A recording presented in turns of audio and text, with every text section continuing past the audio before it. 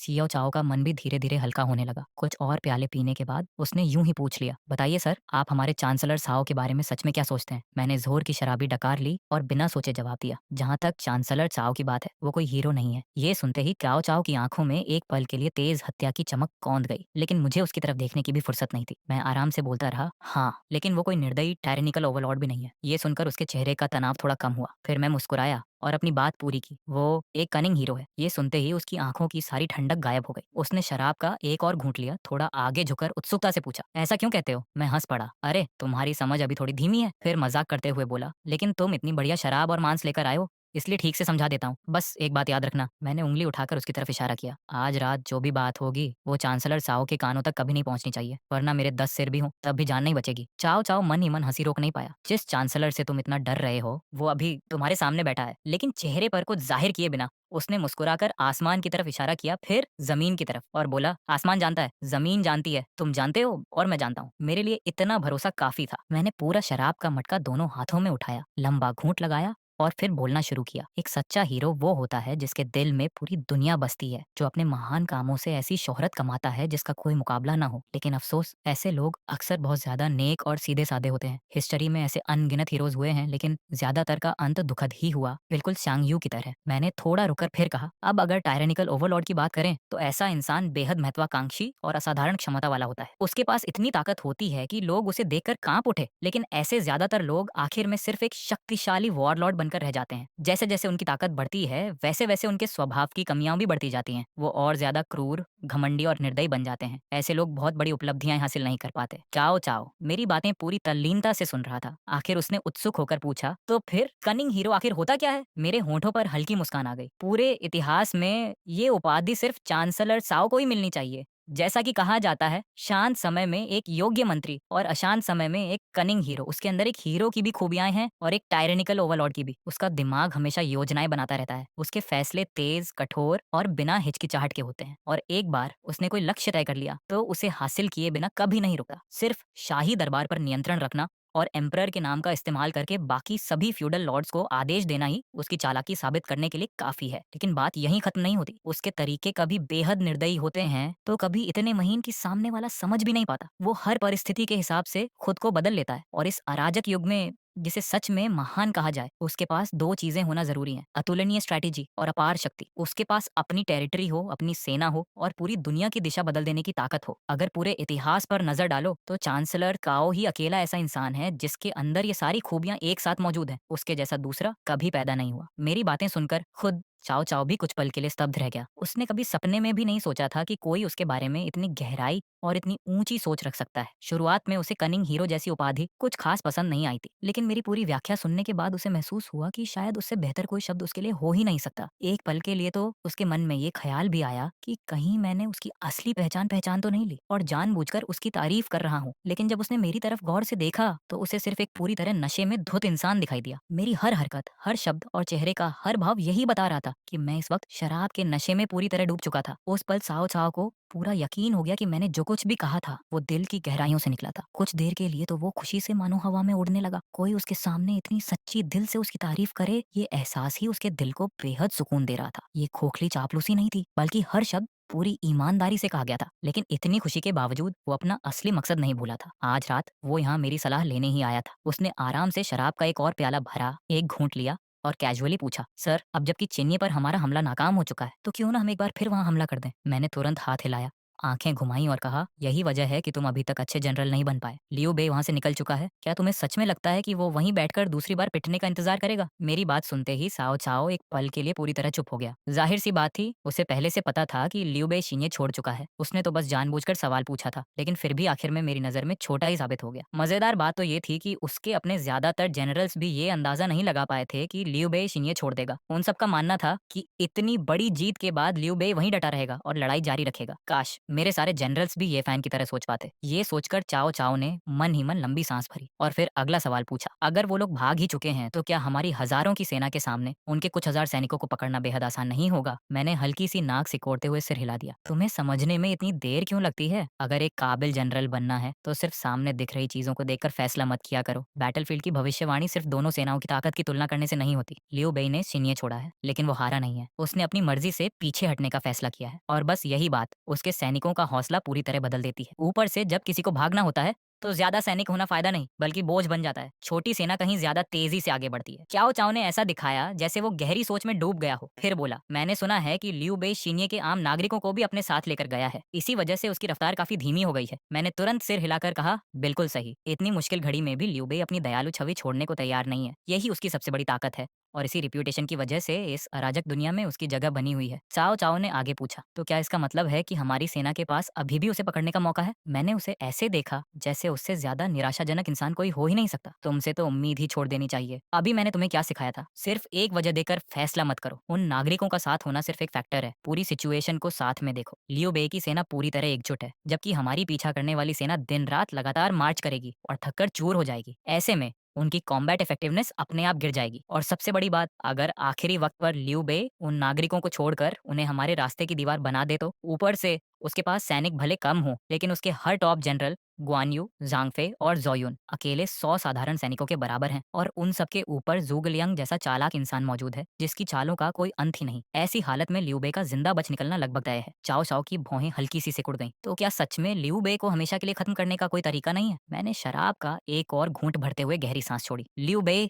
इस वक्त अपनी पूरी बाजी सिर्फ जांगसिया पहुंचने के लिए लगा रहा है। तो जरा सोचो, अगर वो जांगसिया में घुस ही ना पाए तो? इतना सुनते ही चाव चाव की आंखें चमक उठी। तो हमें क्या करना चाहिए? मैंने मुस्कुरा कर कहा, उसके कई आसान तरीके हैं। पहले कौन सा सुनना चाहोगे? चाव चाव भी मुस्कुराया, क्यों ना सारे ही बता दो, मुझे भी कुछ सीखने को मिलेगा। मैं खुशी खुशी शराब का मटका उठाकर लंबा घूंट लगाने लगा और फिर पूरे जोश के साथ अपना विश्लेषण शुरू कर दिया। सबसे पहला तरीका, काई माओ और जांग यून को अपनी तरफ मिला लो। उन दोनों को हल्के में मत लेना। जिंग प्रोविंस में काई फैमिली का बहुत बड़ा प्रभाव है और ये दोनों उसी परिवार के आदमी हैं। चाओ चाओ ने भौहें चढ़ाई। अगर ऐसा है तो उन्हें खरीदना और भी मुश्किल होगा। उनके पास पहले से दौलत भी है और ताकत भी। मैंने तुरंत सिर हिलाया। उन्हें पैसे की जरूरत नहीं है। चांसलर साओ को सिर्फ अपना इरादा दिखाना होगा। वो पहले से ही लियू बे और लियू ची दोनों को पसंद नहीं करते, बल्कि हमेशा उनसे डरते रहे हैं। अगर लियू बे जाकर जांगसिया में लियू ची के साथ हाथ मिला लेता है तो चाय फैमिली के लिए वही सबसे बड़ा खतरा बन जाएगा। लेडी काय सालों से लियू ची को खत्म करने की कोशिश कर रही है, लेकिन वो बचकर जांगसिया पहुंच ही गया। ऐसे में वो कभी नहीं चाहेंगे कि लियू बे जाकर उसे और ताकतवर बना दे। चाओ चाओ धीरे धीरे सिर हिलाते हुए बोला, ये सच में कमाल का आइडिया है। काय फैमिली खुद हमारे लिए लियू बे से लड़ेगी और लड़ते लड़ते खुद भी कमजोर हो जाएंगी। उसके बाद जिंग प्रोविंस पर कब्जा करना कहीं आसान हो जाएगा। फिर उसने बिना देर किए पूछा, और बाकी स्ट्रेटेजीज? इस वक्त तक मैं पूरी तरह नशे में डूब चुका था। आलस भरी आवाज में मैंने आगे कहा, दूसरी स्ट्रेटेजी है लियू ची को ही अपनी तरफ मिला लो। उसे ऊंचा पद, दौलत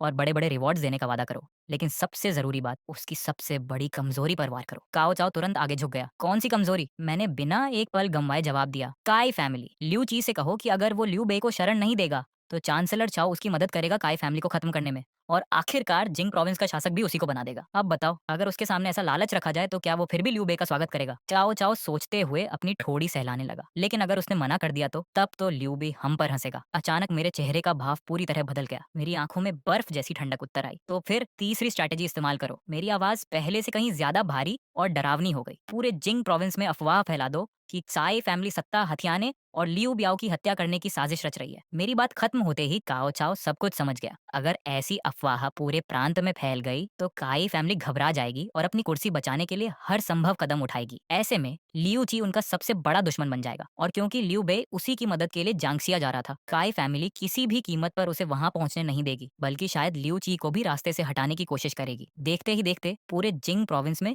गृह युद्ध भड़क उठेगा। इतने सालों की साजिश और लियू ब्याओ की बिगड़ती हालत देखने के बाद काय फैमिली अब किसी पर भी दया नहीं करेगी। क्या खतरनाक चाल थी। काओ चाओ के रोंगटे खड़े हो गए। जियाशु जितना निर्दयी था, ये फैन उससे जरा भी कम नहीं था, बल्कि ये योजना उसे जियाशु की उस पुरानी चाल की याद दिला रही थी, जिसमें उसने लुबु और वांग युन को एक दूसरे के खिलाफ भड़काकर पूरे चंगआन को अराजकता में झोंक दिया था। उधर मैं अब पूरी तरह खुल चुका था। अगले सवाल का इंतजार किए बिना ही मैंने आगे कहना शुरू कर दिया, अगर इससे भी काम न बने तो अपने एजेंट्स को लियू बे के साथ चल रहे आम नागरिकों के बीच मिला दो। वहाँ ये अफवाह फैलाओ कि लियू बे का असली इरादा जांगसिया पर ही कब्जा करना है। इससे लियू ची डर जाएगा कि अगर उसने लियू बे को अंदर आने दिया तो एक दिन वहीं उसकी ज़मीन छीन लेगा। और अगर इससे भी कुछ ना हुआ, मेरी आँखें हल्की-सी सिकुड़ गईं। तो फिर लियू बे के जांगशिया पहुँचने से ठीक पहले लियू ची की हत्या करवाने की कोशिश करो। ये भी मायने नहीं रखता कि असैसिनेशन सफल हो या नहीं। बस इतना होना चाहिए कि हर किसी को यकीन हो जाए कि लियू बे ही लियू ची को मरवाना चाहता था। एक बार उनके बीच शक का बीज पड़ गया तो भरोसा टूटने में ज्यादा वक्त नहीं लगेगा। धीरे-धीरे दोनों एक दूसरे के दुश्मन बन जाएंगे। तब चांसलर साओ को खुद कुछ करने की भी जरूरत नहीं पड़ेगी।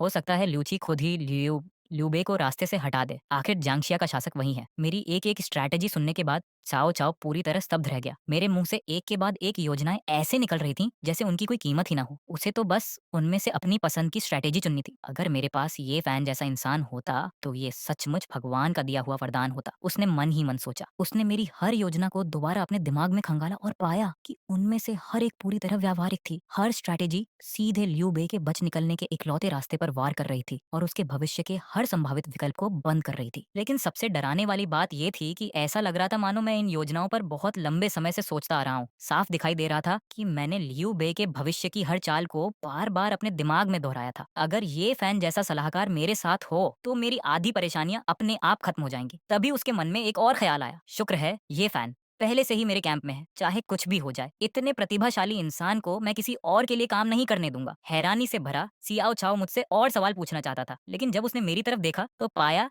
कि मैं शराब के मटके को सीने से लगाए गहरी नींद में सो चुका था। उसके चेहरे पर बेबस सी मुस्कान आ गई। आज रात उसे इससे ज्यादा कुछ सीखने को नहीं मिलने वाला था। वो तुरंत अपने कमांड टेंट में लौट गया और आधी रात बीत जाने के बावजूद उसने सभी सिविल ऑफिशियल्स और मिलिट्री कमांडर्स को तुरंत इकट्ठा होने का आदेश दे दिया। अचानक सबको बिस्तर से उठा लिया गया। सभी को लगा कि जरूर कोई बहुत बड़ी आपात स्थिति आ गई है, इसलिए वो घबराए हुए सीधे कमांड टेंट की तरफ दौड़ पड़े। सबसे पहले जूनियो जल्दी जल्दी अपने कपड़े ठीक करता हुआ अंदर आया और आते ही बोला, माय लॉर्ड, आखिर हुआ क्या है? काओ चाओ ने सबकी तरफ नजर दौड़ाई और शांत स्वर में कहा, घबराने की जरूरत नहीं है। मैंने तुम सबको इसलिए बुलाया है क्योंकि कुछ जरूरी बातें करनी है। काओ रेन ने सिर खुजाते हुए हैरानी से पूछा, माय लॉर्ड, हमने तो लियू बे का पीछा करने के लिए सेना भेज दी है, अब और क्या बाकी है? उसकी बात सुनकर चाओ चाओ ने मन ही मन लंबी सांस भरी। एक बार फिर उसने साओ रेन की तुलना ये फैन से कर डाली। उसका ये एहसास और भी गहरा हो गया कि उसका सबसे ताकतवर जनरल भी एक साधारण रसोइये जितना दूरदर्शी नहीं था। लेकिन ये फैन जैसे लोग इस दुनिया में आखिर कितने होते हैं? इन विचारों को किनारे रखते हुए उसने धीरे से सबकी तरफ देखा और पूछा, अगर हमारा पीछा करना नाकाम हो जाए तो उसके बाद हम क्या करेंगे? ये सवाल सुनते ही काओ रेन,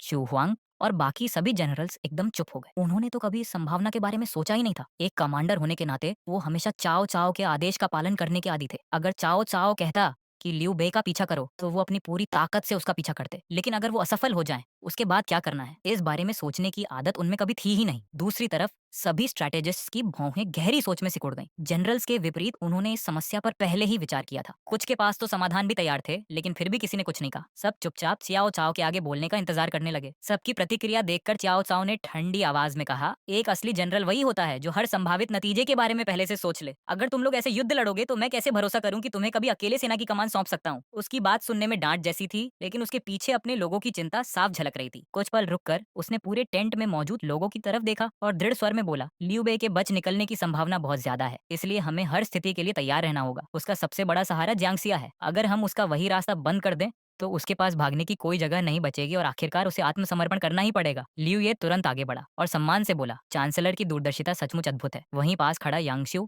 बस हल्का सा होंठ मोड़कर मन ही मन हंस पड़ा। दरअसल वो तो काफी पहले ही यही योजना सोच चुका था, बस अभी तक उसे बताने का मौका नहीं मिला था। अब जबकि चांसलर ने खुद चर्चा शुरू कर दी थी, उसे लगा कि आखिरकार अपनी बुद्धिमानी दिखाने का समय आ गया है। उसने मन ही मन ठंडी हंसी हंसते हुए सोचा कि उसकी योजना के सामने ज़ूग लियांग भी बच नहीं पाएगा। लेकिन जैसे ही वो बोलने के लिए आगे बढ़ा, चाओ चाओ ने उसे एक शब्द कहने का मौका दिए बिना ही आगे बोलना शुरू कर दिया। चाओ चाओ ने शांत स्वर में कहा, चाय माओ और जांग युन दोनों लालची लोग हैं। उन्हें ऊंचे पद और भारी इनाम का लालच देकर तुरंत अपनी तरफ मिलाने की कोशिश करो। जो मेरे सामने झुकेंगे वो तरक्की करेंगे, जो विरोध करेंगे उनके लिए सिर्फ मौत इंतजार करेगी। अगर उन्होंने इनकार किया तो जिस दिन मैं उनका शहर जीतूंगा उसी दिन उनकी आखिरी सांस होगी। एक मंत्री तुरंत आगे आया और बोला, आदेश का पालन होगा माय लॉर्ड, मैं आज रात ही दूध भेज देता हूँ। लेकिन चाओ चाओ ने हाथ उठाकर उसे रोक दिया। रुको, अभी इतनी जल्दी नहीं, पहले मेरी सारी बातें सुन लो। ये सुनते ही यंग स्यू का चेहरा काला पड़ गया, क्योंकि चाओ चाओ ने अभी अभी वही स्ट्रेटेजी बता दी थी जिसे वो अपनी सबसे बड़ी योजना समझकर पेश करने वाला था। उसकी बुद्धिमानी दिखाने का मौका उसकी आंखों के सामने ही फिसल गया। यंग च्यू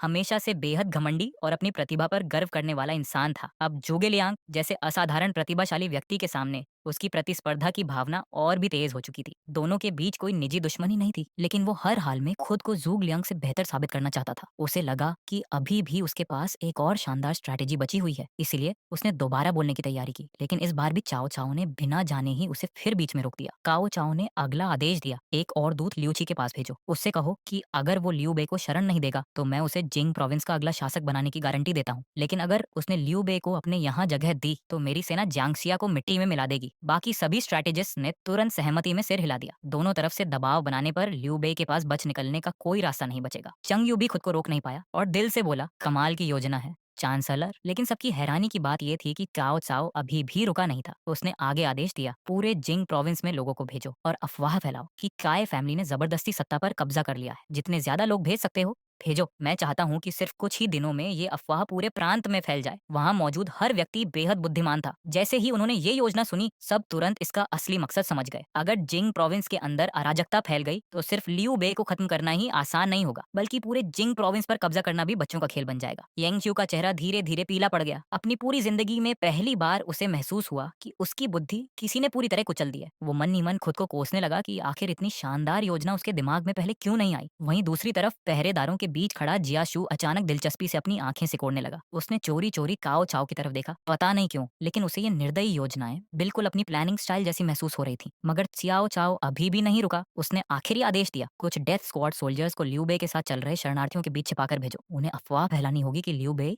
जांगशिया की सत्ता हथियाना चाहता है। इसकी तैयारी तुरंत शुरू करो और अगर किसी तरह वो जांगशिया के अंदर पहुंच जाए तो लियू ची की हत्या करने की कोशिश करें। चाहे वो सफल हो या नहीं, हर हाल में यही कहना कि इसके पीछे लियू बे का हाथ था। चाओ चाओ ने एक ही सांस में सारे आदेश सुना दिए। फिर उसने धीरे धीरे पूरे कमांड टेंट पर नजर दौड़ाई और भारी आवाज में पूछा, सबको अच्छी तरह समझ आ गया? उसके इतना कहते ही पूरे टेंट में अजीब सा सन्नाटा छा गया। सिर्फ स्ट्रेटेजिस्ट ही नहीं, बल्कि चू हुआंग और चाओ रेन जैसे अनुभवी जनरल्स भी अवाक खड़े रह गए। इतनी सारी योजनाओं की ये पूरी कड़ी अकेले ही लियू बे को पूरी तरह मौत के मुंह में धकेलने के लिए काफी थी। जियाशु, शुन्यू और बाकी सभी लोग अविश्वास भरी निगाहों से चाओ चाओ को देख रहे थे। उन्हें यकीन ही नहीं हो रहा था कि उसने इतने कम समय में इतनी सटीक और एक दूसरे से जुड़ी हुई योजनाओं की पूरी श्रृंखला तैयार कर ली। हर स्ट्रैटेजी अगली स्ट्रैटेजी से इतनी खूबसूरती से जुड़ी हुई थी कि कहीं बेरहम ताकत का इस्तेमाल था तो